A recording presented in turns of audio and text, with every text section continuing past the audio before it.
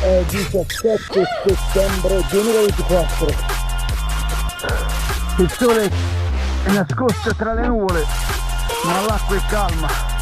C'è poca visibilità, ma l'acqua si sta veramente bene, sì. Quindi buone a tutti! Yeah, sì, yeah!